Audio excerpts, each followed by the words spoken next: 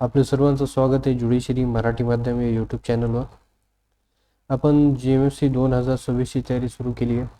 या यूट्यूब चॅनलवर आपल्याला पहिले म्हटलं तर प्रिलिम्स आणि त्यासोबतच मेन्स,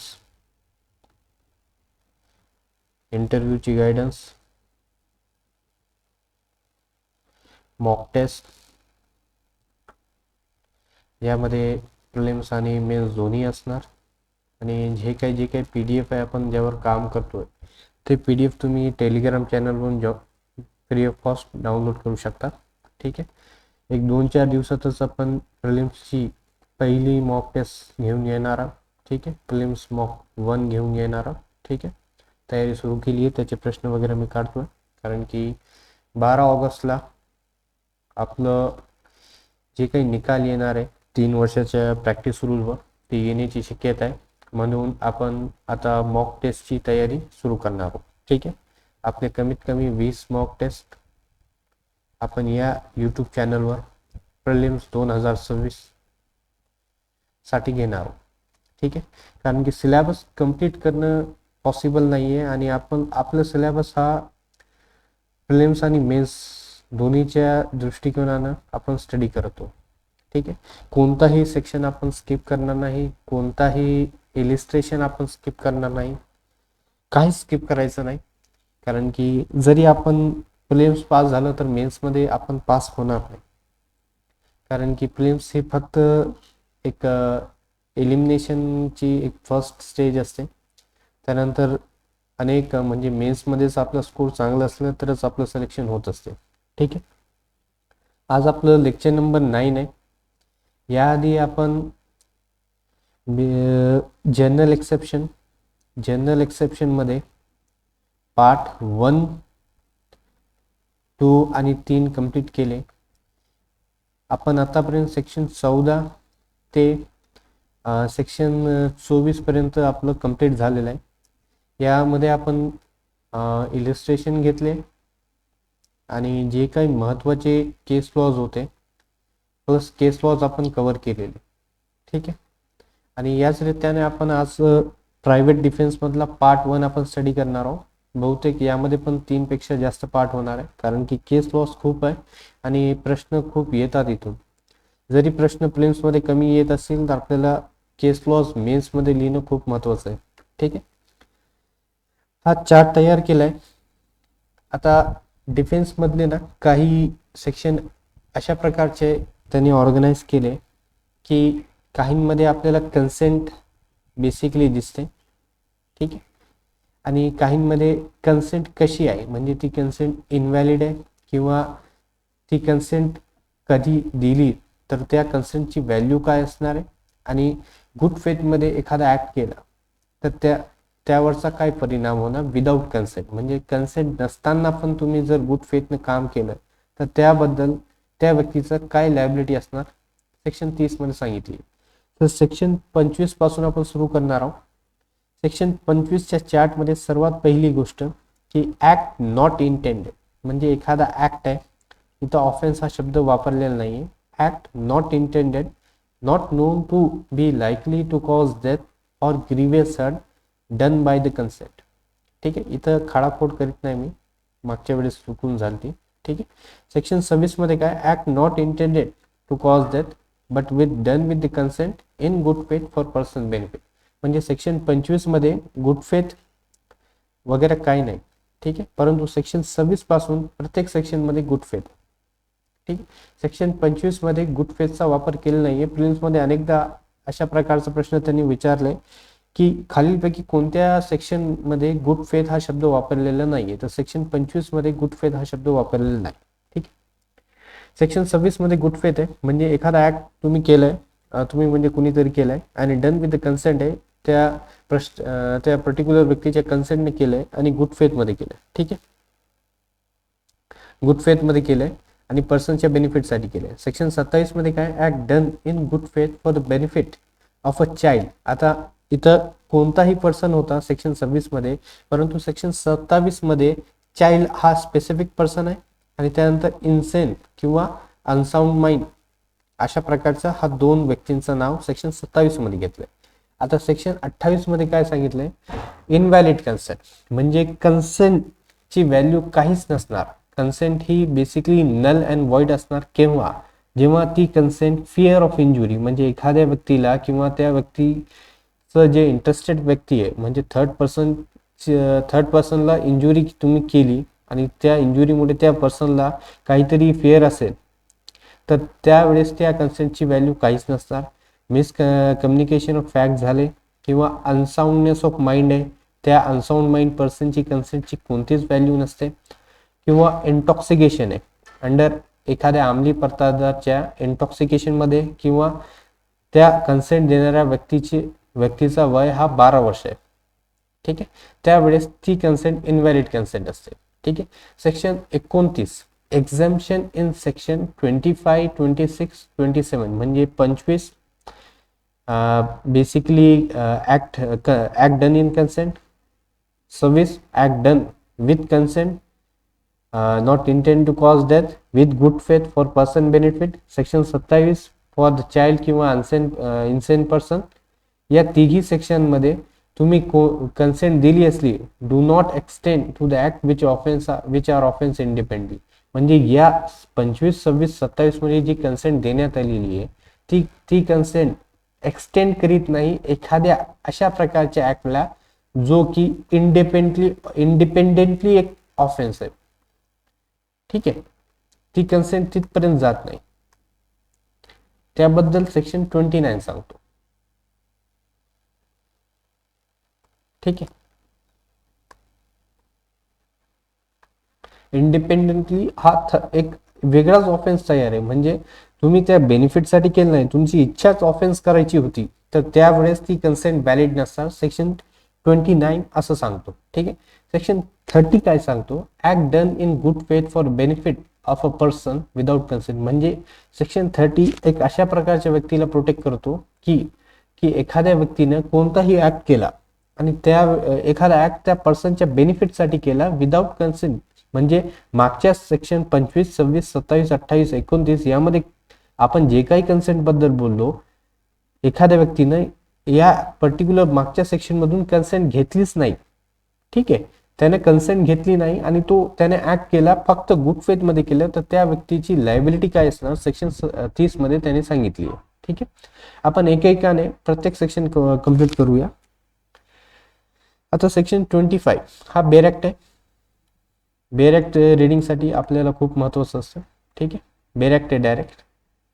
सेक्शन 25 मध्ये काय, act not intended and not known to likely to cause grievous hurt or injury किंवा डेथ. ठीक आहे, nothing which is not intended to cause death. ठीक आहे, इथं इंटेंट म्हणजे काय, इच्छा. ठीक आहे, इच्छा टू कॉज डेथ म्हणजे एखाद्या व्यक्तीची तुमची इच्छा नसताना तुम्ही त्याची डेथ कॉज केली किंवा ग्रीवियस हर्ट कॉज केला. And which is not known म्हणजे माहिती पण नाही तुम्हाला. ठीक आहे, पहिले तर तुमची इच्छा नाही आणि दुसरी म्हणजे तुम्हाला माहिती नाही एखाद्या व्यक्तीची डेथ किंवा ग्रीवियस हर्ट कॉज करण्याची. ठीक आहे, ठीक आहे, या दोघी गोष्टींचा काय अब्सेन्स आहे. सेक्शन 25 मध्ये इंटेन्शन पण पाहिजे नाही आणि माहिती पण नॉलेज पण अब्सेंट असली पाहिजे. जर हे इंटेन्शन किंवा माहिती असली तर तो काय होतो, बेसिकली ऑफेन्स होतो. त्यामुळे त्यांनी पहिल्याच लाईन मध्ये काय केलंय, इंटेन्शन आणि माहिती या दोघांचा अब्सेन्स पाहिजे म्हटलंय. ठीक आहे, not intent and not known. ठीक आहे, इज अन ऑफेन्स तो ऑफेन्स नसणार. By reason of any harm which it may cause म्हणजे कोणताही हार्म कॉज झालाय, though it may be death or grievous hurt without intention and knowledge, then it will not be an offense. म्हणजे तो offence नसणार जेव्हा एखाद्या व्यक्तीची इच्छा नसताना किंवा त्याला माहिती नसताना एखाद्या दुसऱ्या व्यक्तीला त्या व्यक्तीनं काय केलं, हर्ट कॉज केला. Be intended by doer to cause any other person above 18 years म्हणजे त्या दुसऱ्या व्यक्तीचं वय किती पाहिजे, म्हणजे कन्सेंटचं वय 18 वर्ष. Above 18 years who has given consent. त्या दुसऱ्या व्यक्तीनं म्हणजे ए हा व्यक्ती आहे, या व्यक्तीची इच्छा नाही, सर्वात पहिले इंटेन्शन नाही. ठीक आहे, दुसरं याला नॉलेज पण नाही आणि हा बी व्यक्ती आहे, याने याला कन्सेंट दिली आहे एखाद्या ऍक्टसाठी, ठीक आहे, कन्सेंटेड, ठीक आहे, कन्सेंट दिली आणि हे या बी व्यक्तीचं वय 18 वर्ष आहे, ठीक आहे, 18 वर्षापेक्षा जास्त आहे, अबोव सांगितलंय तुम्ही, ठीक आहे, 18 वर्षापेक्षा जास्त आहे. आणि वेदर इम्प्लाइड एक्सप्रेस किंवा इम्प्लाइड, म्हणजे त्यानं जी कन्सेंट दिली आहे ती कन्सेंट कोणती असू शकते, बेसिकली ती एक्सप्रेस होऊ शकते किंवा इम्प्लाइड. एक्सप्रेस म्हणजे काय, त्यानं बोललंय काहीतरी बाय वर्ड, स्पोकन और रिटन, ठीक आहे, आणि इम्प्लाइड म्हणजे एखाद्या ऍक्ट पासून, ठीक आहे, त्यानं असा कोणता तरी ऍक्ट केलाय की त्यामध्ये ती कन्सेंट दर्शवतोय. म्हणजे याचा इम्प्लाइडचं एक्झाम्पल काय होणार, जे आपण क्रिकेट मॅचसाठी तिकीट घेतो आणि क्रिकेटचं मॅच पाहण्यासाठी आपण जातो आणि तिथं आपण स्टेडियममध्ये जातो. जर आपल्याला एखादी ती बॉल लागली आपल्या डोक्यावर आणि काही इंजुरी झाली, तर ती जी इंजुरी आहे ती आपण इम्प्लाइडली कन्सेंटेड आहे, कारण की त्या क्रिकेट मॅचमध्ये आपण बसलो, ती आपली इम्प्लाइड कन्सेंट त्या तिकीटवरच आपण ते हार्म कॉज करून घेण्याची आपली इम्प्लाइड कन्सेंट होती, असं बेसिकली ठरलेलं असतं, ठीक आहे. टू सफर दॅट हार्म, म्हणजे ही जी कन्सेंट दिली आहे कशासाठी दिली आहे, हार्म सफर करण्यासाठी. Or by reason of any harm which it may know by doer to be likely cause to any such a person who has consented to take that risk, म्हणजे या बी व्यक्तीनं जो की 18 वर्षाचा अबव आहे त्याने consent दिली आहे, इम्प्लाइड दिली आहे किंवा एक्सप्रेस दिली आहे to suffer any kind of harm suffer करण्यासाठी त्यानं कन्सेंट दिली आहे, ठीक आहे. तर त्याला आपण ऑफेन्स मानणार नाही, असं सेक्शन 25 ने सांगितलंय. एकदा परत वाचून घेऊ. Nothing which is not intended, पहिले तर त्याची इच्छा नाही. टू कॉज डेथ, मृत्यू कॉज करण्याची किंवा grievous hurt, and which is not known, म्हणजे दुसरे म्हणजे काय, त्याची माहिती पण नाही त्या व्यक्तीला.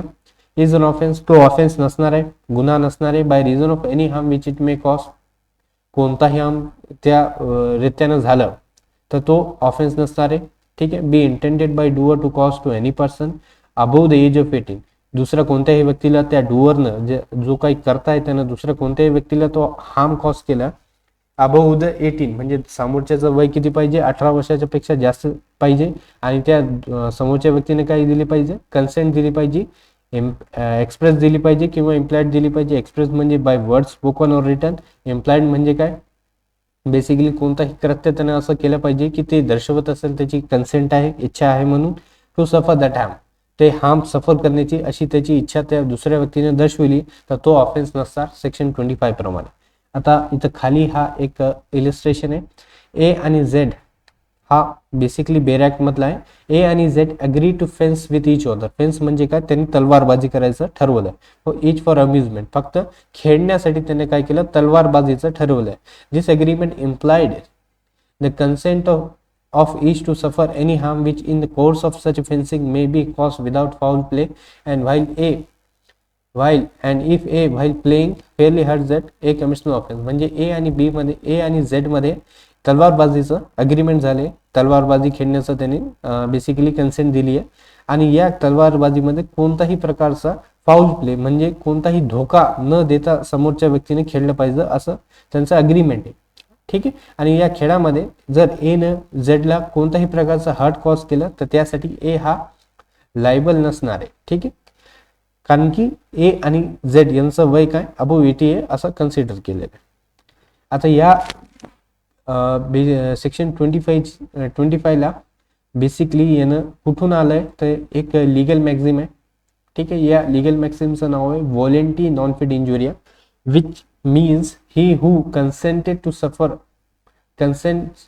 no harm, म्हणजे एखाद्या व्यक्तीने जेव्हा कन्सेंट दिली आहे तर त्यावर तो कोणताही हार्म सफर करू शकत, म्हणजे no harm, suffers no harm, म्हणजे जरी हा नेगेशन मध्ये लिहिलेलं आहे की जरी त्या व्यक्तीनं याचं मिनिंग नेगेशन मध्ये, जरी त्या व्यक्तीनं एखादा हार्म सफर केला तर कन्सिडर काय केलं जाणार आहे, कन्सिडर केलं जाणार आहे नो हार्म, त्यानं काहीच सफर केलं नाही, ठीक आहे, सफर्स नो हार्म.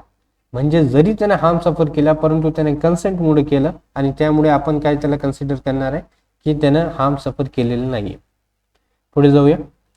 यामध्ये केस लॉ आहे पुन्नाई फातेमा वर्सेस एम्परर 1869. या केसला स्नेक चार्मर केस असं म्हणतात. आता या केसला मध्ये द अक्यूज म्हणजे जो अपराधी आहे who claim to be a snake charmer. तो काय म्हणत होता, मी स्नेक चार्मर आहे, मी जे काही आपल्याकडे स्नेक चार्मर असतात, ठीक आहे, कन्व्हिन्स कन्व्हिन्स हे काय बोलत होता, हे काय केलं, कन्व्हिन्स केलं म्हणजे एक समोरच्याला मान्य करावं लावलं की the death that he has the power, त्याच्याकडे एक शक्ती आहे to shield him from any injury cause by snake bite. म्हणजे एखाद्या सापनं जर चावलं तर त्याची मृत्यू होणार नाही असं त्यानं समोरच्या व्यक्तीला सांगितलं.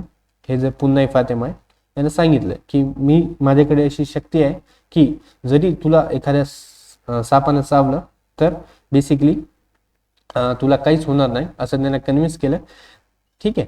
आणि असं कन्व्हिन्स केल्यानंतर द डेथ बिलीव्ड हिम, जे समोरचा व्यक्ती होता तर त्याने त्याच्यावर विश्वास ठेवला and was bitten by the snake. ठीक आहे. त्याला समोरच्या व्यक्तीने काय केलं, त्याच्यावर विश्वास ठेवला आणि नंतर त्याला साप चावला आणि तो मेला. The consent. आता या पुन्हा फातेमाने काय केलं की हा जो समोरचा व्यक्ती होता बी नावाचा, त्याचं वय अबोव 18 असल्यामुळे त्याने काय सांगितलं की याला सेक्शन 25चा डिफेन्स द्या. ठीक आहे. कोर्टाने काय ठरवलं, कोर्टाने सांगितलं की सेक्शन 25 मध्ये दोन महत्वाची गोष्टी आहे की पहिलं की तुमची इंटेन्शन नसली पाहिजे, दुसरं तुम्हाला नॉलेज नसलं पाहिजे. ठीक आहे. हा जो स्नेक बायटिंगचं बेसिकली प्रकरण झालं. ठीक आहे. ठीक आहे. हा जो प्रकरण आहे स्नेक बायटिंगचं, जो काही साप चावला, यामध्ये एक प्रुडंट मॅनचं नॉलेज असतो की एखाद्या व्यक्तीला जर एखाद्या सापानं चावलं तर एक नॉलेज असतो की त्याचा मृत्यू होणार आहे, इक्वल टू डेथ. हा बेसिकली इम्प्लाइड नॉलेज आहे, सर्वांना माहित आहे, जनरल नॉलेज आहे. ठीक आहे. की snake bite equal to death. कोणाला हा नवीन गोष्ट नाही, सर्वांना माहित असतो इक्वल टू डेथ. आणि तुम्ही एखाद्या व्यक्तीला असं येडा बनवू शकत नाही की तुझ्याकडे अशी कोणती शक्ती आहे आणि तू एखाद्या शक्तीचा वापर करून समोरच्या व्यक्तीला प्रोटेक्शन देणार स्नेक बाईटमुळे. तुला सर्वांना नॉलेज आहे, जनरल नॉलेज आहे, असा कोणता मेडिकल सायन्स डेव्हलप तोपर्यंत झालेला नसेल, आता पण नाही. ठीक आहे. तर या जनरल नॉलेजमुळे आणि प्रेझेन्स ऑफ नॉलेजमुळे, इथं नॉलेज प्रेझेन्स असल्यामुळे या पुन्हा फायदे मला कन्व्हिक्शन देण्यात आलं. ठीक आहे. कोर्टानं याचा सेक्शन 25चं जे डिफेन्स होता त्याला रिजेक्ट केलं. ठीक आहे. पुढे जाऊया. आता सेक्शन 26 मध्ये काय सांगितलंय, act not intended to cause death done with the consent. म्हणजे इच्छा नाही आहे समोरच्याची मृत्यू करायची परंतु कन्सेंट आहे. वाचून घेऊ. नथिंग विच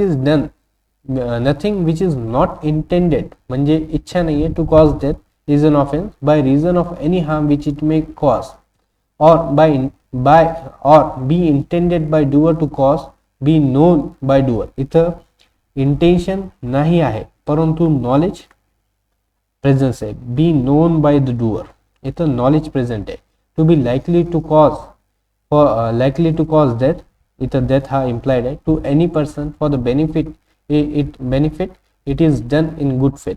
इथं मागच्या सेक्शन मध्ये आपण कुठेही गुड फेथ हा शब्द वापरला नाही. गुड फेथ अब्सेंट आहे सेक्शन 25 मध्ये, परंतु सेक्शन 26 पासून आपल्याला गुड फेथ हा शब्द मॅन्डेटरी आहे. गुड फेथ मध्ये म्हणजे इथं नॉलेज इंटेन्शन अब्सेंट आहे, नॉलेज प्रेझेंट आहे, परंतु तुम्ही फक्त गुड फेथ मध्ये and who has given consent दिली आहे, whether expressed or implied to suffer that harm, to take that risk for that harm. एकदा परत वाचून घेऊ.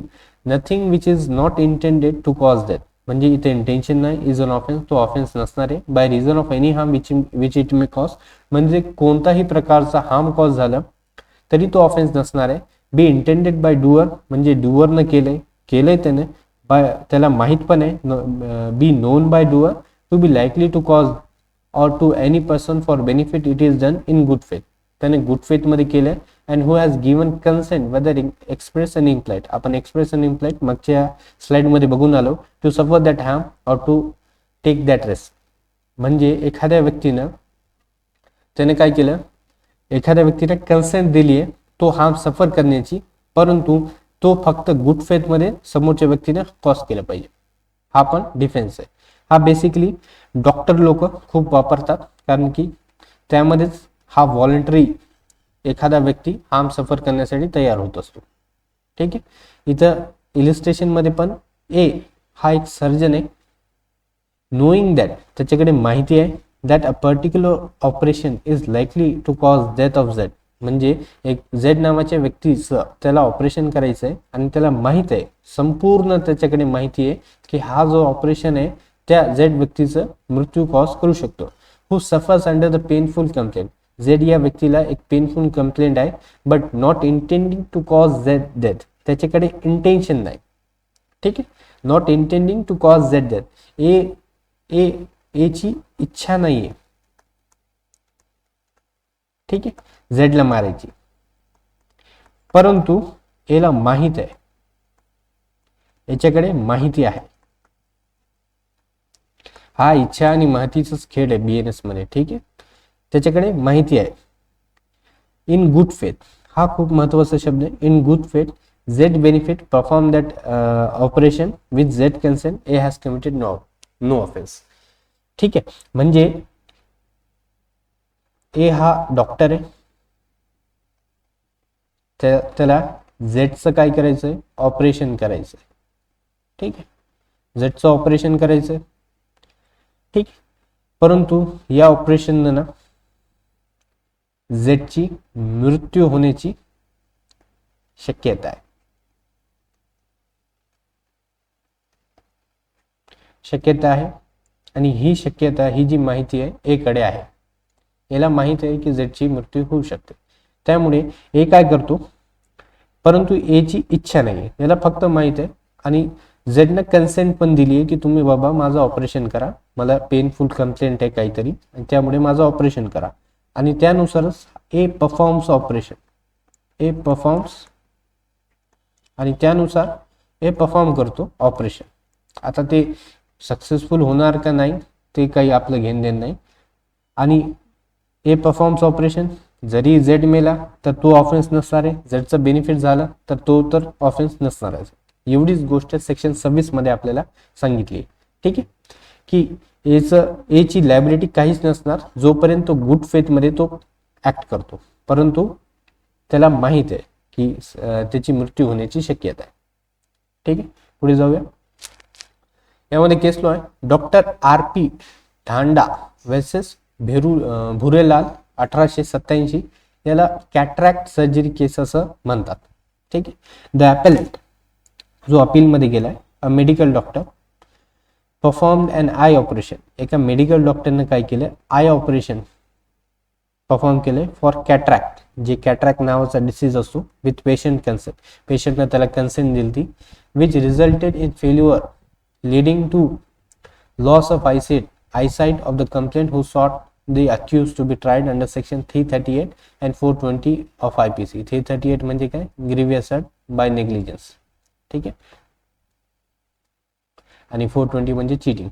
The doctor was protected under defense provided under section 26 of BNS किंवा 88 of IPC as he acted in good faith. म्हणजे appellant आहे, appeal मध्ये doctor साहेब गेले आणि काय केलं, ॲपेलेंट आहे आणि त्यांनी काय केली ती, एक आय ऑपरेशन परफॉर्म केली ती.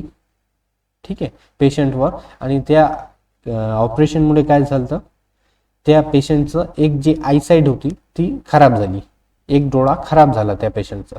ठीक आहे.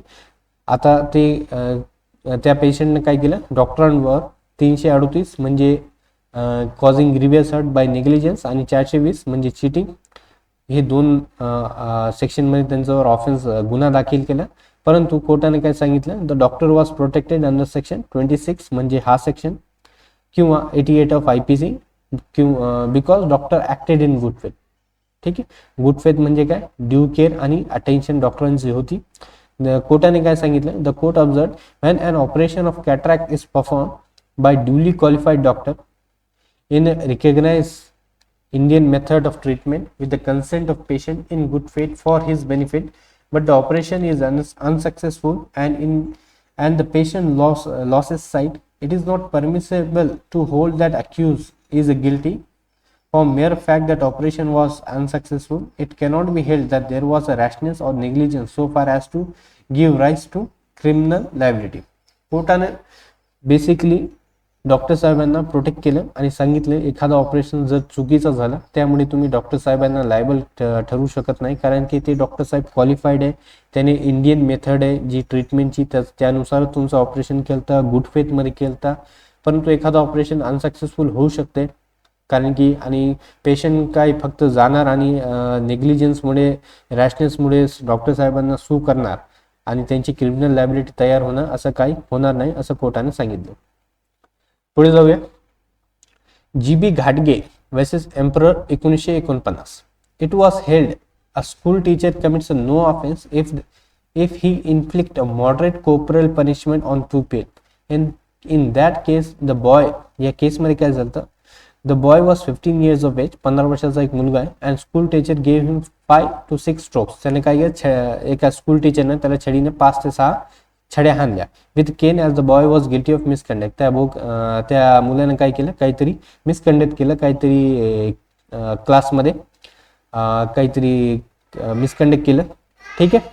It was held that the school teacher committed no offence in view of the provision of section 2088 म्हणजे 26 of the Indian Penal Code as a punishment was for correcting boy and for maintaining school discipline. एका good faith मध्ये त्या school टीचरने काय केलं, basically त्या बॉयला काय केलं, मारलं होतं. त्या स्कूल टीचरचं कोणताही मॅलिफाईड इंटेन्शन नव्हतं, त्याला स्कूलचं जे डिसिप्लिन मेंटेन करण्यासाठी त्या मुलाला मारलं होतं. ठीक आहे, त्या सरांनी. पुढे जाऊया. सेक्शन 27 काय म्हणतं, act done in good faith for the benefit of child or unsound mind person. ठीक है.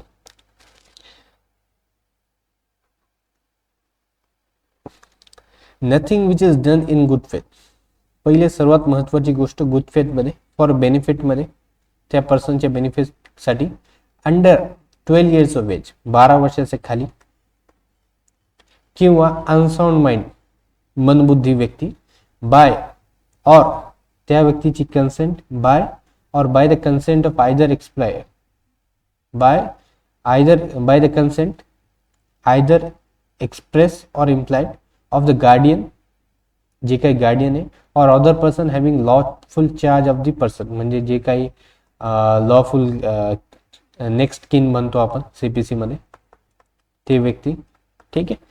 is an offense by reason of any harm which it may cause or be intended by doer to cause, be known by doer to likely to cause to that person. आता हे section 26 प्रमाणेच आहे, परंतु यामध्ये जी consent आहे like 26, परंतु 27 मध्ये consent आहे तो कोणता व्यक्ती देतो, या 27 मध्ये कन्सेंट एक तर गार्डियन देतो किंवा हा लॉफुल कस्टडी कोणत्याही व्यक्तीकडे असेल तो व्यक्ती देतो. कोणासाठी, पहिले below the 12 years of age, ज्या पर्सनचं वय 12 वर्षाच्या खाली आहे, आणि दुसरं अनसाउंड माइंड आहे, मनबुद्धी व्यक्ती. ठीक आहे. म्हणजे कोणताही ऑफेन्स, कोणताही ऍक्ट ऑफेन्स नसणार जेव्हा तो गुड फेथ मध्ये केले, फॉर बेनिफिट साठी केले, आणि कोणासाठी केले, 12 वर्षाच्या खाली किंवा मनबुद्धी व्यक्ती, अनसाउंड माइंड पर्सन, आणि कन्सेंट प्रमाणे केले. कन्सेंट कोणाची, गार्डियनची किंवा कोणताही दुसरा व्यक्ती ज्याच्याकडे लॉफुल चार्ज आहे त्या पर्सनचा, तो ऑफेन्स नसणार. एवढीच गोष्ट सेक्शन 27 सांगितली. पुढे जाऊया. यामध्ये प्रोव्हिजन आहे, provided that this exception, section 27 does not extend to intentionally causing death. आता जिथं कुठे इंटेन्शन येते म्हणजे इच्छा येते, एखाद्या व्यक्तीची इच्छा येते, ठीक आहे, इच्छा येते कॉजिंग डेथ, मृत्यू कॉज करायची, किंवा attempt to causing death, or doing anything with the person doing it knows, माहिती आहे त्याला. Be likely to cause death, त्याला माहिती आहे की एखादा रिक्त केलंय for purpose other than preventing death or grievous hurt.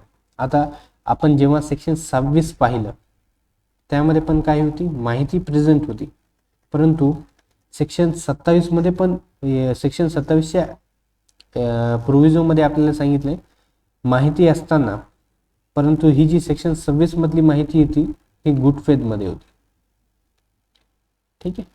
आणि सेक्शन 27 मधली जी माहिती आहे यामध्ये काय सांगितले, knows to be likely to cause death or for any purpose other than preventing death or grievous hurt or curing any grievous disease or infirmity. म्हणजे त्या व्यक्तीची डेथ थांबवण्यासाठी, त्याला ग्रीवियस हर्ट होऊ नये किंवा एखादा जो काही डिसीज आहे किंवा इन्फर्मिटी आहे त्याला रोखण्यासाठी त्या व्यक्तीनं तो काही ऍक्ट केलेला नाही, ठीक आहे. सेक्शन 27चा प्रोटेक्शन एखाद्या व्यक्तीला केव्हा नसणार, जेव्हा त्याची इच्छा आहे एखाद्या व्यक्तीची मृत्यू कॉज करायची, किंवा दुसरी गोष्ट त्याच्याकडे माहिती आहे एखाद्या व्यक्तीचं, त्याच्याकडे माहिती आहे एखाद्या व्यक्तीची डेथ होणार आहे, परंतु ती डेथ ते थांबवण्यासाठी त्याने काही केलेलं आहे का, नाही. प्रिव्हेंटिंग डेथ आहे का, नाही. ग्रीवियस हर्ट आहे का, नाही. डिसीज आहे का, नाही. तिन्ही गोष्ट त्याच्या बेनिफिटसाठी नाही आहे, हे बी मध्ये सांगितले. त्यानंतर सी मध्ये काय सांगितले, व्हॉलेंटरी कॉजिंग ग्रीवियस हर्ट, स्वतःहून त्याने काय केलं, एखाद्या व्यक्तीला ग्रीवियस हर्ट कॉज केली आहे, किंवा attempt to cause grievous hurt attempt केलंय, unless it is for purpose, हा मॅलिफाईड इंटेन्शन. अगेन इथं पण मॅलिफाईड इंटेन्शन आहे, इथं पण मॅलिफाईड इंटेन्शन आहे, मॅलिफाईड इंटेन्शन, ठीक आहे. त्याची इच्छा ही चांगली नाही, बोनाफाईड नाही, मॅलिफाईड आहे, ठीक आहे. The abetment of any offence committing of which offence it will not except. कोणत्याही ऑफेन्सचा अबेटमेंट आपण पुढच्या लेक्चरमध्ये पाहणार आहोत, ठीक आहे.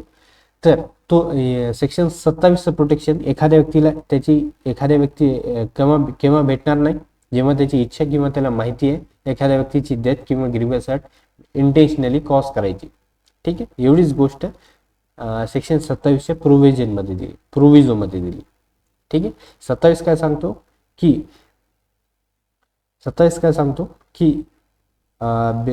एखाद्या व्यक्तीचं बेनिफिटसाठी 12 वर्षाच्या खालच्या व्यक्तीचं किंवा मंदबुद्धी अनसाउंड माइंड पर्सनच्या बेनिफिटसाठी त्याच्या गार्डियन किंवा पर्सन हॅव्हिंग लॉफुल चार्ज याच्याकडून आपण कन्सेंट घेऊन त्याच्या गुड फेथ मध्ये आपण काय करू शकतो, एखादा ऍक्ट करू शकतो, आणि तो ऍक्ट गुड फेथ मध्ये केल्यामुळे आपल्याला डिफेन्स भेटणार आहे. जरी त्या व्यक्तीची मृत्यू झाली किंवा ग्रीवियस हर्ट कॉज झालं त्या व्यक्तीला, तर तो ऑफेन्स नसणार आहे सेक्शन 27 प्रमाणे, ठीक आहे.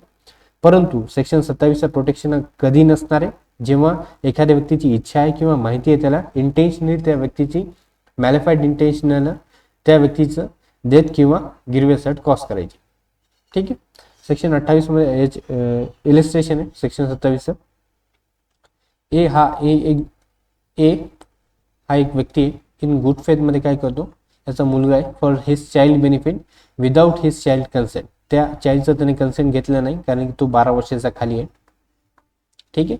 Has his child cut for stone by surgeon knowing it to likely that operation will cause the child death, ठीक आहे. एक स्टोन कट करायचंय, जे काही स्टोन असेल किडनी स्टोन वगैरे जे काही बॉडीच्या पार्टमध्ये असतात ते स्टोन करायचंय कट त्याच्या मुलाचं एच्या एका सर्जनकडून, आणि त्याने त्या सर्जनला माहीत आहे की या ऑपरेशनमुळे त्या चाइल्डची मृत्यू होण्याची शक्यता आहे, ठीक आहे. परंतु not intending to cause the child death, त्याची कोणाची इच्छा नाही आहे त्या चाइल्डचं मृत्यू कॉज करायची इन गुड फेथ मध्ये, ठीक आहे, गुड फेथ मध्ये. तर त्यामुळे हा ऑफेन्स नसणार आहे. जरी त्या जरी चाइल्ड मेला तर ऑफेन्स नसणार आहे, तर नो ऑफेन्स, ठीक आहे. सेक्शन केस लॉ आहे Dasrath Paswan versus state 1957. In this instance, या केसमध्ये the defendant had failed an examination for 3 years in row. हा डिफेंडेंट आहे, याने काय केलं, एक एक्झामिनेशन होती, ठीक आहे, ती 3दा नापास झाला, तो नापास झाला 3दा, ठीक आहे. He chose to end his life. आता त्याला मरायचं होतं, ठीक आहे, त्याला मरायचं होतं as a result of his constant failure. तो फेल्युअरमुळे खूप डिप्रेस झाला आणि त्यानं मरण्याची इच्छा दाखवली. त्यानं काय केलं, त्याच्या वाईफसोबत बोलला, जिचं वय 19 वर्ष आहे, त्याच्या वाईफचं वय 19 वर्ष आहे, जी की लिटरेट आहे लेडी, अबाउट हिज डिसिजन. ठीक आहे. त्याने सांगितलं त्याच्या वाईफला की आता मी खूपदा नापास झालो, 3दा नापास झालो, आता मला काही जगण्याची इच्छा नाही आहे. आणि त्याच्या वाईफला सांगितलं आणि त्याच्या वाईफने काय केलं, त्याला एक ॲडवाईस दिली की बाबा तू मेला तर माझं काय होणार मला काही माहीत नाही, तू काय कर, पहिले मला मार. ठीक आहे. His wife advise him to murder her first. मला पहिले तू मार आणि नंतर तू मर. आणि त्यानुसारच काय केलं त्या व्यक्तीनं की पहिले आपल्या वाईफला मारलं. या दर्शत पासवाननं स्वतःच्याच वाईफला स्वतःच मारलं आणि स्वतःला त्याच्या वाईफला मारलं आणि स्वतःला मारण्यापूर्वी काय केलं, त्याला अटॅक करण्यात आले. It was held that wife had not given her consent under the fear of or injury or misconception of fact and the accused would not be liable for murder. कारण की वाईफचं वय 19 वर्ष होतं आणि त्याची कन्सेंट ही फिअरमुळे नव्हती, मिसकन्सेप्शनमुळे नव्हती, ठीक आहे, मिसकन्सेप्शन ऑफ फॅक्टमुळे नव्हती आणि कोणत्याही प्रकारचं त्याला डिसीव्ह करण्यात आलं नव्हतं, धोका पण देण्यात आला नव्हता. ठीक आहे. हे तिन्ही गोष्ट ॲब्सेंट असल्यामुळे त्याची वाईफ जी होती ती मेजर होती आणि तिने स्वतःहून कन्सेंट दिलं आणि त्यानुसारच त्या दर्शत पासवानं त्याचा मर्डर केला आणि त्यामुळे कोर्टानं त्याला अक्विट केलं. ठीक आहे. Consent was not under fear of injury, misconception of fact, hence the accused would not be liable for murder. त्याला लायबल फॉर मर्डर ठरवलं नाही. ठीक आहे. मर्डर, कारण मर्डरसाठी काय लागतो, इंटेन्शन आणि नॉलेज लागतो आणि त्यानुसार त्याला मर्डरसाठी लायबल ठरवण्यात आलं नव्हतं. ठीक आहे. पुढे जाऊया. Section 28, consent known to be given under the fear or misconception. ठीक आहे.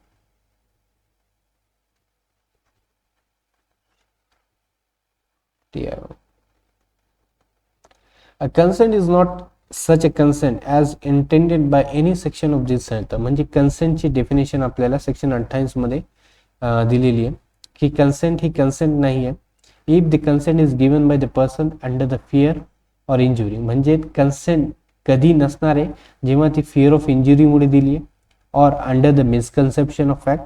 एखादा फॅक्ट एखाद्या व्यक्तीला चुकून समजलाय and if the person doing the act knows or has reason to believe that consent was given in the consequences of such fear or misconception. या ए मध्ये 3 गोष्टी सांगितली. पहिली कन्सेंट फिअर ऑफ इंजुरी, ठीक आहे, दुसरं मिसकन्सेप्शन ऑफ फॅक्ट आणि तिसरी गोष्ट इथून सुरू होते if the person doing an act.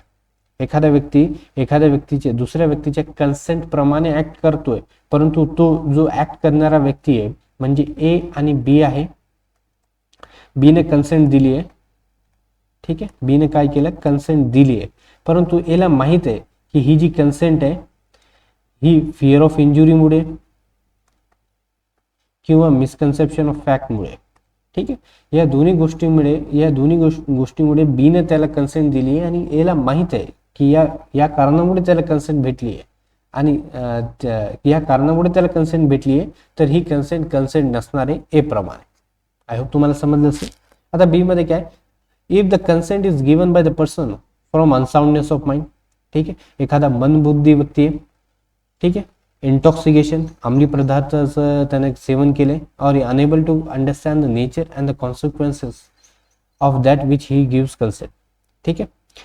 मनबुद्धी व्यक्ती आहे किंवा एखाद्या व्यक्तीनं अंमली पदार्थाचं सेवन केले, त्यामुळे त्याला समजत नाही की तो कशासाठी कन्सेंट देतो, तर ती कन्सेंट नसणार आहे.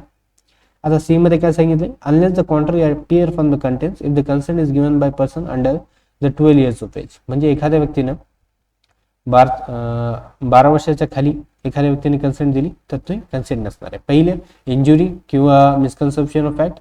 तिसरी गोष्ट, त्या व्यक्तीला माहिती आहे जो काही कृत्य करतो की त्याला कन्सेंट फिअर ऑफ इंजुरी किंवा मिसकन्सेप्शन मुळे मिळाली आहे, अदरवाईज त्याला भेटलेली नसती.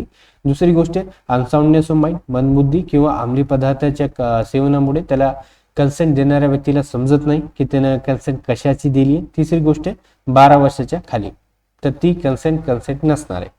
अशी कन्सेंट व्हॅलिड कन्सेंट नाही.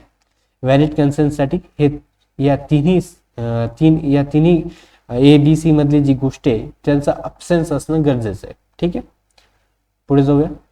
केस लॉ आहे R वर्सेस विल्यम. रेप मध्ये जी कन्सेंट असते त्याबद्दल हा केस लॉ बोलतो. It is a landmark case on issue of consent in cases of rape. ठीक आहे. In this case a music teacher, एक म्युझिक टीचर आहे, ट्रिक हर मायनर स्टुडंट. एका म्युझिक टीचरने काय केलं, 16 वर्षाची मुलगी आहे त्याला ट्रिक केलं आणि सांगितलं की तुझी जी consent to have sexual intercourse on pretext that it will improve her voice.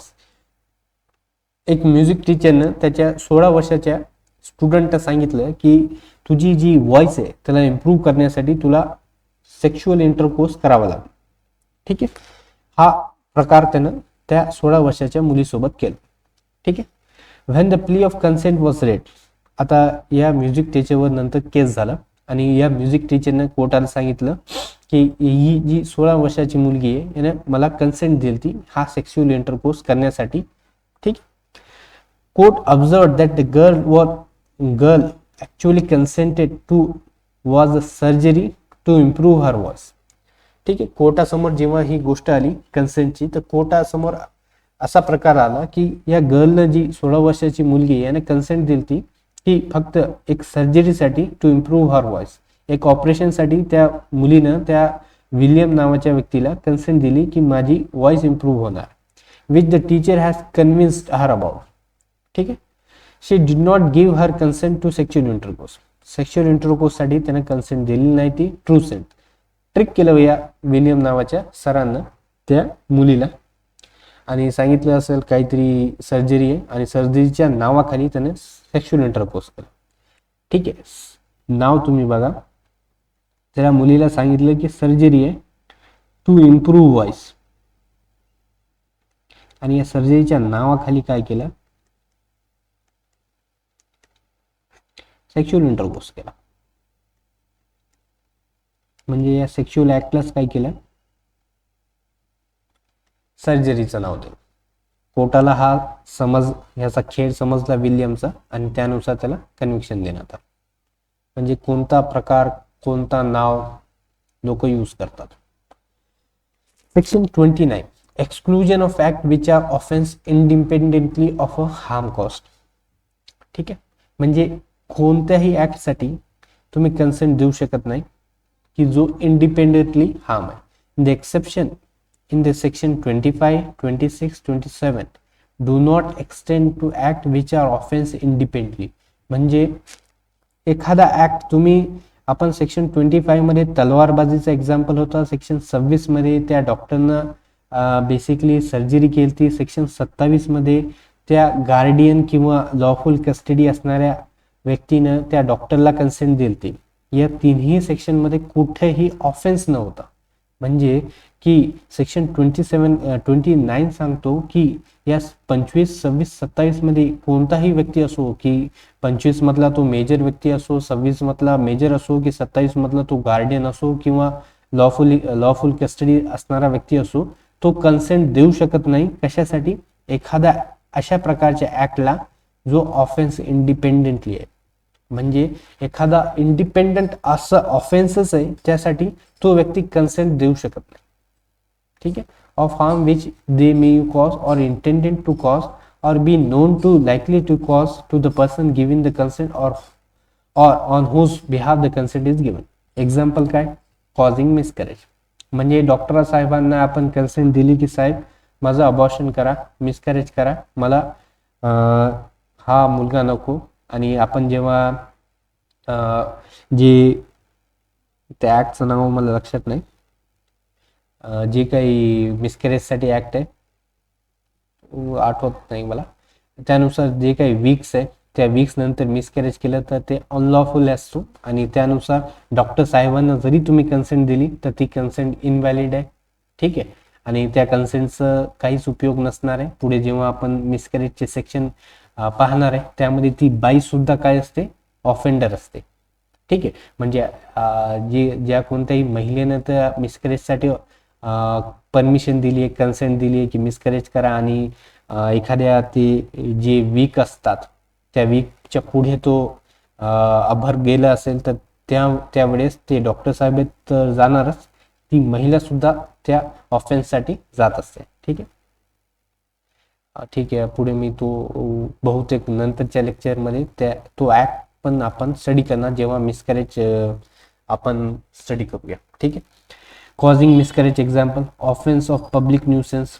ठीक आहे. पब्लिक न्यूसेन्स करायचं त्यासाठी कन्सेंट देऊ शकत नाही. ऑफेन्स ऑफ ट्रॅफिकिंग पर्सन, ट्रॅफिकिंगसाठी एखाद्या लॉफुल गार्डियनने सेक्शन 27 मध्ये परमिशन दिली की घेऊन जा, तर तो अलाउड नसणार आहे. किडनॅपिंग, आय होप तुम्हाला समजत असेल. आता याचं इलिस्ट्रेशन आहे, causing miscarriage unless cause in good faith. Good faith मध्ये आला तर सेक्शन 26 मध्ये प्रोटेक्शन भेटणार आहे. For the purpose of saving life of woman is an offense independently of any harm which it may cause or be intended to cause to the woman. Therefore, it is not an offense by reason of such harm, and the consent of a woman or her guardian to causing such a miscarriage does not justify the act. Independently तुम्ही allow करू शकत नाही. ठीक आहे. ऑफेन्ससाठी consent देऊ शकत नाही. ठीक आहे. सेक्शन 30 आपण वाचून घेऊ. Act done in good faith for the benefit of person without consent. ठीक आहे. Nothing is an offence by reason of any harm. कोणताही harm which it may cause to a person for whose benefit it is done in good faith even without that person consent. आता 30 मध्ये consent कोणाचीच नाही, त्या व्यक्तीची नाही, त्या lawful गार्डियनची नाही. ठीक आहे. कोणाचीच कन्सेंट नाही. इफ द सर्कमस्टान्सेस, आता कोणत्या कंडिशन मध्ये, if the circumstances are such that it is impossible for that person to signify consent, तो पर्सन कन्सेंट देऊ शकत नाही.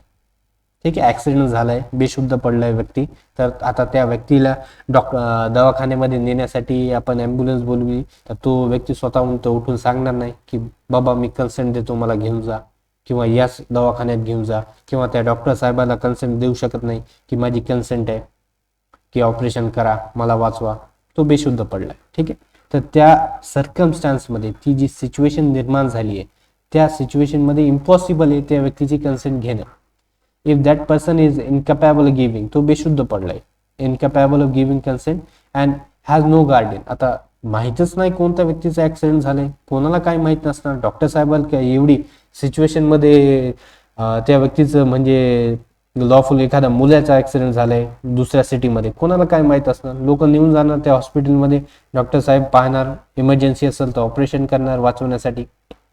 ठीक आहे. त्यावेळेस आपण त्याचं लॉफुल गार्डियन, त्याचे पेरेंट्स कुठे आहे, त्याचं लॉफुल गार्डियन कुठे आहे, कोणाकडे कस्टडी आहे, ते काही आपण कोणीच पाहत नाही. ती इमर्जन्सी सिच्युएशन आहे. सेक्शन 30 मध्ये इमर्जन्सी एक अशी सिच्युएशन निर्माण झाली आहे की त्या पर्सनची कन्सेंट आपण घेऊ शकत नाही, त्या पर्सनचं गार्डियन कोण आहे ते माहीत नाही, काहीच माहीत नाही. परंतु फक्त एक गोष्ट महत्वाची आहे की ते गुड फेथ मध्ये केलं पाहिजे. ठीक आहे. has no guardian or other person in lawful charge of him from whom it is possible to obtain consent in that time for the thing to be done with the benefit. ठीक. परंतु याच्या explanation मध्ये mere pecuniary benefit is not benefit within the meaning of section 26, 27, 30 हा खूप महत्वाचा आहे. Prelims मध्ये येण्याची खूप शक्यता आहे. हा. ठीक आहे. Sorry sorry sorry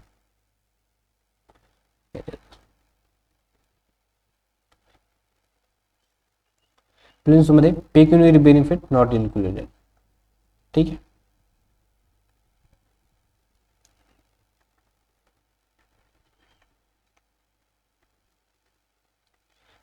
not included हा जो क्रॉस असतो हा नाहीच असतो माझ्याकडून, नॉट नाही. सेक्शन 26 मध्ये पण नाही, सेक्शन 27 मध्ये पण नाही, सेक्शन 30 मध्ये पण नाही. गुड फेथ मध्ये, परंतु पेक्युनरी बेनिफिट, पेक्युनरी बेनिफिट म्हणजे पैशाचे बेनिफिट, पैशाचे बेनिफिट. तुम्हाला हँडरायटिंग समजते का नाही? आता सबस्क्रायबरच नाही आपले. चालेल, पैशाचे बेनिफिट इन्क्लुडेड नाही. आता प्रोविजो काय, फर्स्ट प्रोविजो काय सांगतो, that this exception shall not extend to intentionally causing death, म्हणजे इच्छानुसार कोणाची डेथ कॉज करणं. ठीक आहे, तो त्यामध्ये त्याला सेक्शन 30चं बेनिफिट भेटणार नाही. इच्छानुसार एखाद्याची डेथ कॉज करणं,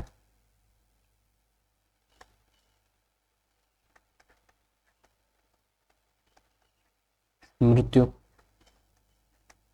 त्यामध्ये त्याला बेनिफिट भेटणार नाही. This exception shall not extend to causing anything to or doing to any it is knows, माहितीनुसार एखाद्याची डेथ कॉज करणं किंवा एखादा असा ऍक्ट करणं जो ऍक्ट हा प्रिव्हेंट त्याची मृत्यू थांबवण्यासाठी नाहीये किंवा गिरव्यासर थांबवण्यासाठी नाहीये किंवा त्याला एखाद्या दोषापासून, डिसीज पासून त्याला वाचवण्यासाठी नाही. ठीक आहे. थर्डली काय, this exception shall not extend to voluntary causing death, स्वतःहून एखाद्या इच्छानुसार डेथ हर्ट कॉज करणं पण नाही. जेव्हा आपण सेक्शन 27 पाहिलं होतं, सेक्शन 27 मध्ये सी मध्ये काय होतं बाबा, ग्रीवियस हर्ट होतं. सेक्शन 27 मध्ये सी मध्ये ग्रीवियस हर्ट होतं, परंतु सेक्शन 30 मध्ये हर्ट आहे, म्हणजे एखाद्या अनोळखी व्यक्तीचं तुम्ही हर्ट पण कॉज करू शकत नाही, जे की त्याच्या बेनिफिटसाठी नाही. ठीक आहे, उगाच कुणीतरी रस्त्यावर पडले, बेशुद्ध पडले आणि तुम्ही त्याला जाऊन मारलं, एखादा तुम्ही नाही सॉरी दुसऱ्या व्यक्तीने त्याला जाऊन एखाद दगडानं किंवा चापट मारली, दगडानंतर ग्रीवियस हर्ट होणार, चापट मारली तर ते ऑफेन्स असणार. ठीक आहे, परंतु बेनिफिटसाठी केलं तर ते डिफेन्समध्ये येणार. Fourthly, this exception shall not extend to abetment of offence. Abetment आपण पुढे पाहणार. ठीक आहे, याचं इलिस्ट्रेशन आहे. A surgeon who sees a child from an accident suffers an accident which is likely to prove fatal unless operation be immediately performed. There is no time to apply for child's guardian. A performs operation in spite of entreaties of a child. Entering in good faith, the child's benefit, A has committed no offense. आता एका मुलाचा accident झालाय आणि त्यानुसार एका सर्जनने त्याचं operation केले त्या चाइल्डचं, त्या मुलाचं जीव वाचवण्यासाठी, तर त्या सर्जननं कोणताही ऑफेन्स केलेला नाही. A is in house which is on fire with Z a child. A हा एका घरामध्ये झेड नावाच्या चाइल्ड सोबत. People below hold blanket. आता खाली लोकांनी काय केलं, एक चादर पकडली आणि एनं काय केलं, तो चाइल्ड खाली फेकलाय आणि त्याला माहित आहे जर जो मुलगा आहे तर त्या चादरच्या बाजूला पडले तर त्या मुलाची मृत्यू होण्याची शक्यता आहे. ठीक आहे, तरी पण त्याने गुड फेथ मध्ये त्या मुलाचा जीव वाचवण्यासाठी, कारण की घराला आग लागलेली आहे आणि त्यानुसार त्या मुलाचा जीव वाचवण्यासाठी त्याने काय केलं, त्या मुलाला खाली फेकलं. जरी त्या मुलाचा मृत्यू झाला बाजूला पडून चादरीच्या, तर तो ऑफेन्स नसणार आहे, कारण की त्या सिच्युएशन मध्ये त्या मुलाच्या जीव वाचवण्यासाठी त्याने फक्त बेनिफिटसाठी तो ऍक्ट केलेला आहे, कारण की घराला आग लागली. आता दुसरे डिफेन्सेस आहे, communication made in good faith. Section 31. एखादा कम्युनिकेशन गुड फेथ मध्ये केले. ठीक आहे, पुढे वाचून घेऊ. Act compel by threat. एखाद्याला थ्रेट म्हणजे एखाद्या डरवून धमकून, जे धमकवून काम करतात.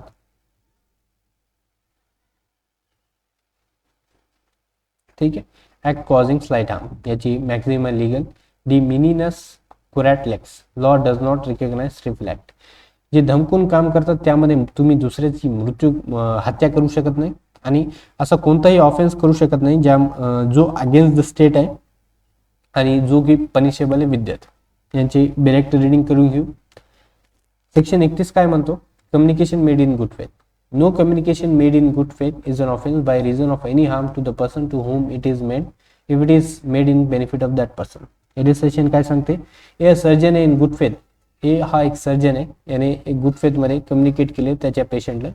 म्हणजे एक डॉक्टर साहेब आहे, त्याने त्यांच्या पेशंटला सांगितलं की तुम्ही आता जास्त दिवस राहणार नाही. ठीक आहे, त्या डॉक्टर साहेबांना सांगितलं त्या पेशंटला की तुमची जगण्याची शक्यता आता खूप कमी आहे, तुम्ही कधीही मरू शकता. आता त्या पेशंटला धक्काच लागला आणि तो जागेवरच मेला. ठीक आहे, त्या धक्क्यामध्ये शॉकमुळे काय झालं, तो जागेवरच तो पेशंट दगावला. ठीक आहे, या डॉक्टर साहेबांनी कोणताही ऑफेन्स केला नाही. त्याने त्याच्या गुड फेथ मध्ये सांगितलं होतं की बरा तुम्ही तुमच्या लोकांसोबत राहा, आता तुमची जगण्याची काहीच शक्यता नाही. ठीक आहे, त्यांचं काही ऍक्ट हा ऑफेन्स नसणार आहे. आता 32 मध्ये काय सांगितलं, act to which person is compelled by threat. ठीक आहे, कोणाला धमकून एखादा काम करून घेणे तो ऑफेन्स नसणार आहे, एक्सेप्ट मर्डर. दुसरीची हत्या करू शकत नाही. कोणी धमकावलं आणि एखाद्या व्यक्तीने दुसऱ्याची हत्या केली तर तो ऑफेन्स असणार.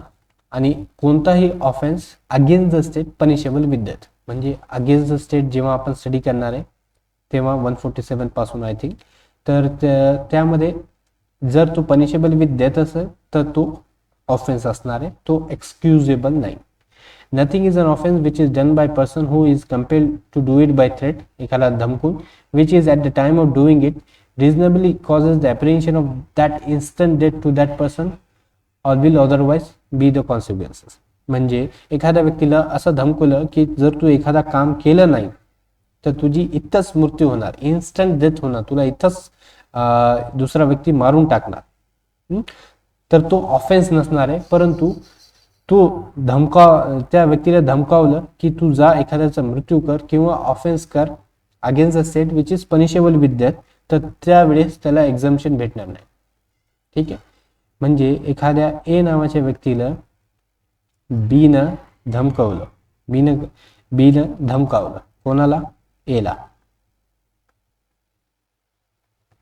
ठीक आहे, याला धमकावलं आणि याला इन्स्टंट डेथचं फेअर झालं, तू एखादा काम कर, ॲप्रिहेन्शन ऑफ डेथ सांगितलं की तू माझा काम केलं नाही तर तुला जागेवरच मारून टाकतो, असं बीनं एला सांगितलं. आता सांगितलं की एनं कोणताही काम केलं तर तो ऑफेन्स असणार. म्हणजे ए हा कोणताही ऍक्ट करू शकतो, ए हा कोणताही ऍक्ट करू शकतो, परंतु दुसऱ्या व्यक्तीची हत्या करू शकत नाही आणि असा कोणताही ऑफेन्स तो करू शकत नाही ज्याची पनिशमेंट डेथ आहे, अगेन्स्ट द स्टेट आहे आणि पनिशेबल विथ डेथ आहे. ठीक आहे, एवढीच गोष्ट सेक्शन 32 सांगतो. Provided the person doing the act did not of his own accord or from reasonable apprehension of harm to himself short of instant death place himself in the situation by which became subject to the such consent. म्हणजे या ए नावाच्या व्यक्तीने आता काय केलं पाहिजे की स्वतःहून एखाद्या गँग ऑफ डकोतला जॉईन केलं नाही पाहिजे. आता ए गेला आणि गँग ऑफ डकोत मध्ये जाऊन बसला, आता ते व्यक्ती तर त्याला धमकावणार, स्वतःहून स्वतःच्या अकॉर्डनं हिज ओन अकॉर्ड केलं नाही पाहिजे.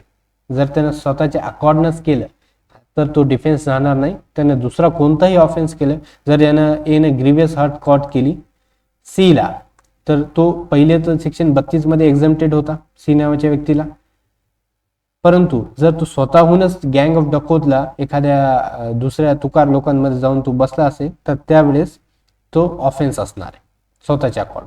ठीक आहे, एक्सप्लेनेशन 1 काय सांगतो, a person of his own accord, स्वतःहूनच काय करतो, जॉईन करतो, by reason of being beaten joins a गँग of dacoit, knowing that character is not entitled to benefit of this exception on this ground has been compelled by associate to do his own offense. म्हणजे being beaten, फक्त मारण्याच्या धमकीने काय केलं त्यानं, गँग of डकोतला join केलं, तर तो काय या सेक्शनच्या 32 मध्ये तो डिफेन्स घेऊ शकत नाही. परंतु अ पर्सन इज सीज्ड, त्याला सीज करण्यात आला, कैद करण्यात आला बाय द गँग of dacoit and forced by the instant death, त्याची जागेवरच मृत्यू कॉज करण्याची त्याने धमकी दिली, to do a thing which is offence by law. ठीक आहे, तर त्यावेळेस त्याला डिफेन्स भेटणार आहे. फॉर एक्झाम्पल काय, a smith compelled to take his tool to force the door of house for a dacoit to enter and plunder, it is entitled to the benefit under this exception. ठीक आहे, एखाद्या लोह कामगार असतात जे काही, त्याला घेऊन गेले डकोतचे लोक, गँग ऑफ डकोत, आणि त्याला सांगितलं की एखादा घर फोडणी कर, ते लॉक तोड, आम्हाला चोरी करायची, जे काही ऑफेन्स करायचं, त्यावेळेस त्याला एक्सप्लेनेशन 2 मध्ये आणि सेक्शन 32 मध्ये डिफेन्स भेटला. याची एक लिगल मॅक्झिम आहे, ऍक्टस ने इन्व्हिक्टो फॅक्टस इस्ट निसी ऍक्टस, an act done by me against my will is not my act at all, is not my act at all. ठीक आहे. माझ्या इच्छाच्या विरुद्ध कोणताही ऍक्ट मी केलाय तर तो माझा ऍक्ट नाही. ठीक आहे. सेक्शन 33 मध्ये काय, nothing is an offence act causing slight harm, nothing is an offence by reason that it causes or that it is intended to cause or that it is known to likely to cause any harm if that harm is so slight that no person of ordinary sense and temper would complain of such a harm. ठीक आहे. म्हणजे एखादा harm cause केलं पण हा खूप छोटासा harm आहे की जो ऑर्डिनरी सेन्स मध्ये एखाद्या व्यक्तीला तो काहीच कंप्लेंट करणार नाही. म्हणजे मित्रांमध्ये एखादी धक्काबुक्की होते त्याचं काही ऑफेन्स नसतात कारण की त्याची कोणी कंप्लेंट करत नाही. ऑर्डिनरी सेन्समध्ये दोन मित्र एकमेकांच्या धक्काबुक्कीची चांगले मित्र तर कंप्लेंट करीत नाही. ठीक आहे. तर तो ऑफेन्स नसणार आहे. याची लिगल मॅक्झिम आहे, de minimis non curat lex, the law will not take care of trifles किंवा ट्रिपलिंग हार्म.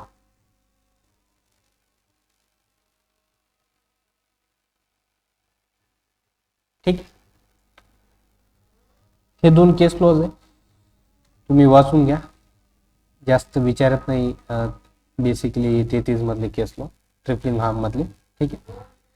मी क्वेश्चन MCQ आणलेले नाही कारण की 2 ते 3 दिवसात 2 to 3 days आपण एक मॉक टेस्ट 1 घेणार आहे. मॉक टेस्ट 1 फॉर JMFC 2026 आपण घेणार आहे. ठीक आहे. ही जी PDF आहे तुम्हाला पाहिजे असेल तर हा टेलिग्राम आहे. इम्प्रूव्हमेंट पाहिजे असेल तर प्लीज कॉमेंट करा. ठीक आहे. सबस्क्राईब करा, लाईक करा, शेअर करा. आपण पुढच्या लेक्चरमध्ये 34 पासून सुरू करणार आहे, राईट ऑफ प्रायव्हेट डिफेन्स. ठीक आहे. 34 पासून आपण सुरू करणार आहे. इन डेप्थ मध्ये इलिस्ट्रेशन, केस लॉस सगळे काही आपण पाहणार आहे. एकही गोष्ट आपण सोडणार नाही.